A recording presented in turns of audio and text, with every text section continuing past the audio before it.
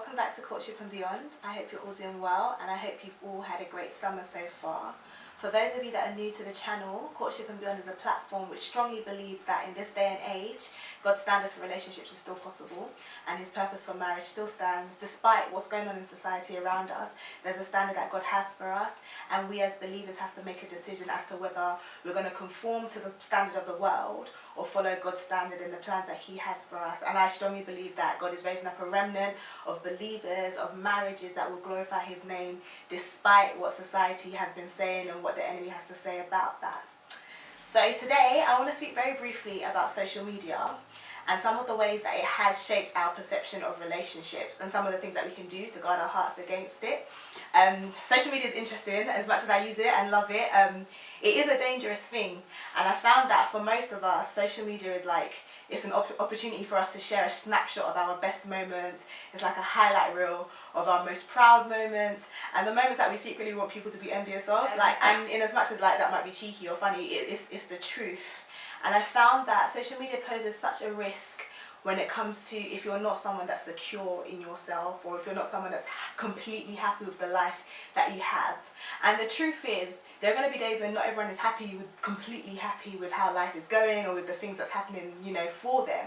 And I found that social media has a way of really reiterating insecurity, magnifying our insecurities. And if we're not comfortable with who we are and the life that we have, social media is very, very damaging.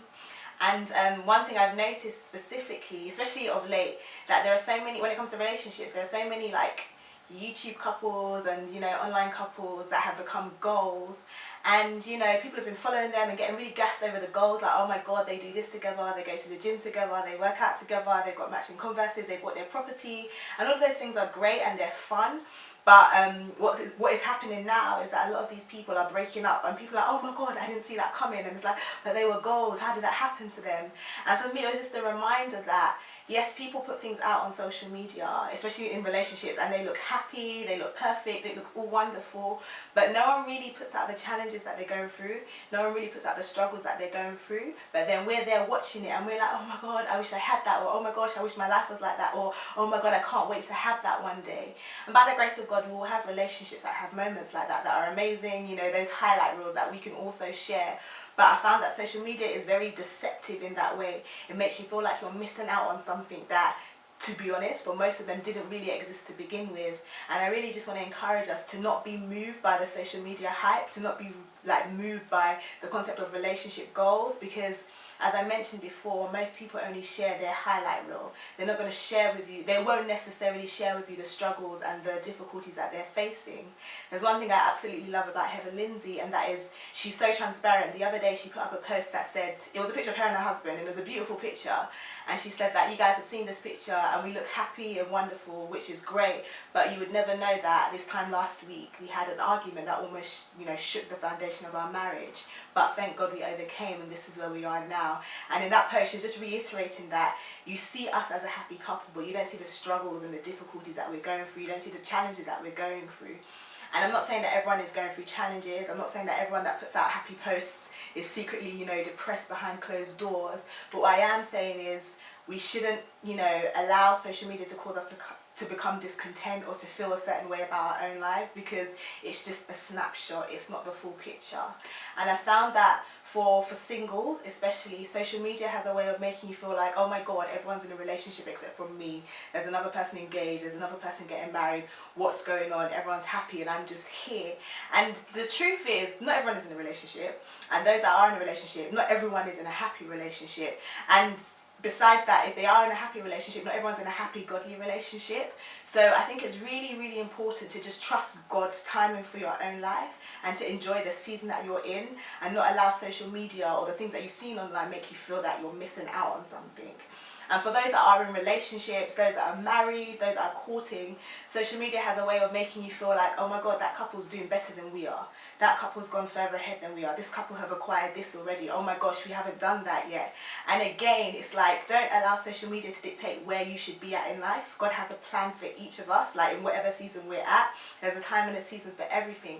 So yes, you may see a couple that has progressed in a certain area that you're still waiting on God for, but that doesn't mean that you need to feel any less about yourself. We can't allow allow social media to have that power over us anymore. And I think we really need to wise up and like reconsider what we call goals.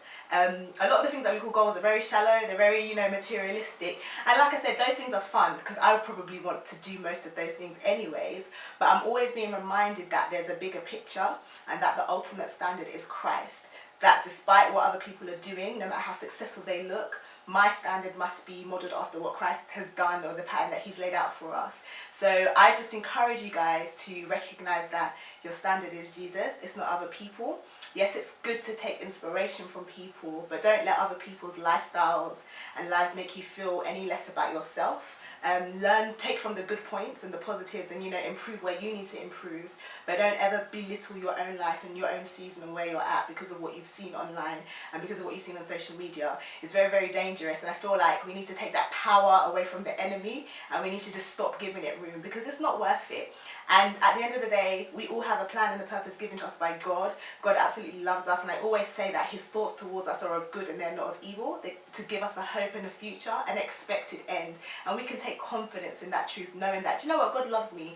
Fair enough, this person's doing that, that's absolutely fine, but I know in due season I'll get to where I need to be.